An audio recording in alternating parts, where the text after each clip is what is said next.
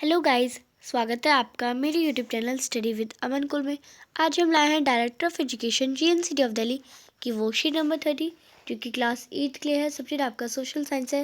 History की books है। Chapter है the making of national movement 1870 to 1947। Date है 1 फरवरी 2021। आप अपना नेम और अपनी क्लास टीचर का नेम लिख लेंगे।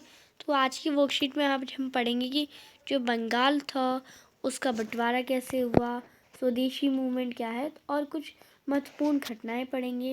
इम्पोर्टेंट इवेंट्स हुए थे उन सब के बारे में आज हम पढ़ेंगे। By the 1819, many Indian begins to raise question about the political style of the Congress. In Bengal, Maharashtra and Punjab, leaders such as Bipin Chandrapal, Bal Gangadhar Tilak and Lala Lajpat Rai were beginning to explore more radical objectives and methods. तो 1890 के बाद जो Indian लोग से उनके दिमाग में उनके मन में बहुत सारे क्वेश्चंस आने लगे जो पॉलिटिकल स्टाइल था कांग्रेस का उनके बारे में।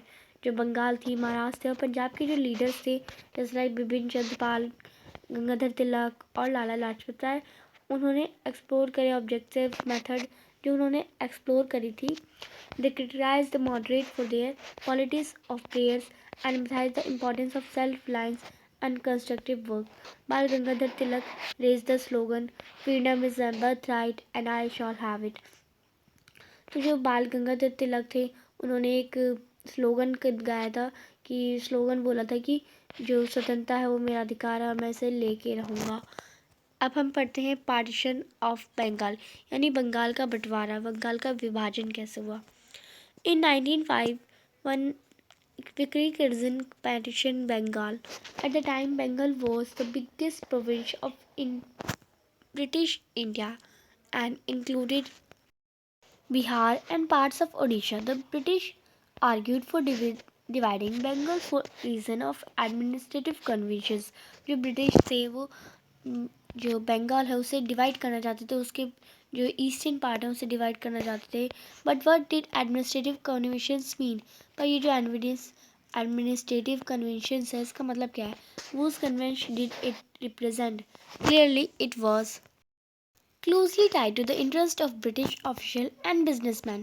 Even so, instead of removing the non-Bengali areas for the province of government, separated East Bengal and merged it with Assam's. Perhaps the main British motives were to curtail the influence of Bengali politicians and to split the Bengali people. जो British का main motive था जो बंगाल को उनका बंगाल का बंटवारा करने का, कि वो जो बंगाल के लोग हैं उन्हें वो बट जाए, उनका बंटवारा हो जाए, बंगाल के लोग इधर उधर भड़क जाए, जो बंगाल के राजा हैं नेता हैं उनको हट जाए। स्वदेशी मूवमेंट। अब ये स्वदेशी मूवमेंट क्या है इसके बारे में पढ़ते हैं। The partition of Bengal influenced people all over India. और जो बंगाल का बंटवारा होता है तो जो उसके लोग वहाँ के लोग रहते थे वो पूरी इंडिया में फैल गए थे। All section of the Congress, the moderate as the radical and the radicals as they may be called opposite. और जो कांग्रेस के सारे सेक्शंस थे वो सारे उसके खिलाफ थे, moderates, radicals, they may be called opposite, और वो उसके खिलाफ थे। The struggle that unfolded come to be known as the swadeshi movement. और इसी स्ट्रगल को स्वदेशी मूवमेंट कहा गया है। The swadeshi movements of to oppose British rule, large public meeting and demonstrative were of organized the novel method of mass protest people. The radicals advocated mass mobilization and the boycott of British constitution and goods. और वो चाहते थे कि जो British का institution है, goods है, मतलब जो उनका जो सामान आता है, गुड्स आता है, वो सारा उन सब का बॉयकॉट हो जाए। That it was the strongest in Bengal but with issues elsewhere too. पर ये जो ब्रिटिश है वो ज़्यादा स्ट्रॉन्ग है, बंगाल बहुत कम है। In Deltaic Andhra, it was known as Vande Mataram movement. Some individuals also began to do that the preventively violence would be necessary to overthrow the British rule. तो ये आपका बताया गया। अब आपको बताएंगे कुछ इम्पोर्टेंट इवेंट्स हुए थे 1905 के बाद। तो 1906 में हुआ था formation of all Indian Muslim League in Dacca. और डेक्का में मुस्लिम लीग का फॉर्मेशन हुआ था पूरी इंडिया में। 1906 में हुआ था। 1907 में हुआ था split in Congress into moderate and radicals 1909 में हुआ था। Separate electorate was given in council to Muslim. और 1915 में हुआ था यूनियन ऑफ कांग्रेस। और 1916 में हुआ था Lucknow pact between Congress and Muslim League. और जो लखनऊ का जो पैक्ट हुआ था वो कांग्रेस और मुस्लिम के बीच में हुआ था, वो 1916 में हुआ था। तो ये आपको बता रखा है। तो आपकी आज की वर्कशीट कंप्लीट होती है। अब आपके आते हैं कुछ क्वेश्चन आंसर। फर्स्ट क्वेश्चन है, why were the moderate of Congress criticised.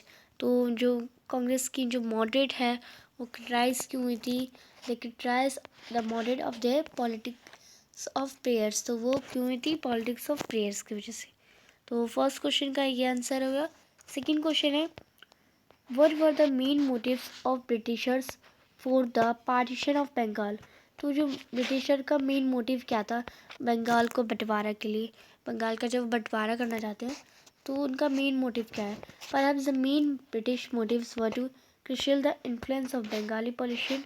और जो बंगाल का पॉलिटिशियंस है वो सबको हटाना चाहते थे और बंगाल के लोगों को इधर उधर स्प्लिट करना चाहते थे। तो ये उनका मेन मोटिव था। क्वेश्चन नंबर थर्ड है, वह how were Britishers opposed in swadeshi movement. तो ब्रिटिशर्स अपोज क्यों हुए थे स्वदेशी मूवमेंट में? तो वो उनके खिलाफ क्यों थे? किस प्रकार अपोज हुए थे? तो ये आपको बताना है। Britishers opposed in swadeshi movement by large public meeting and demonstrative were organised and novel method of mass protest developed the radical advocate mass mobilisation and boycott of British institution and goods. तो इस प्रकार वो हुए थे स्वदेशी movement के लिए opposed. Question number fourth है, freedom is my birth right. Freedom मेरा बर्थ राइट है, फ्रीडम मेरा अधिकार है, जन्म अधिकार है। आई शॉल हैव इट, मैं उसे लेकर ही रहूँगा। ये किसने कहा था? आपको मैंने बताया था, बाल गंगाधर तिलक ने कहा था। ये उनका फेमस स्लोगन था। Right a portrait Patrick slogan like this. अब आपको ऐसा ही कोई एक स्लोगन लिखना है, आप किसी का भी लिख सकते हैं। तो मैंने यहाँ पे भगत सिंह का लिखा है, दे मे किल मी, वो मुझे मार सकते हैं, बट दे के नॉट किल माई आइडियाज़, पर वो मेरे आइडियाज़ को नहीं मार सकते।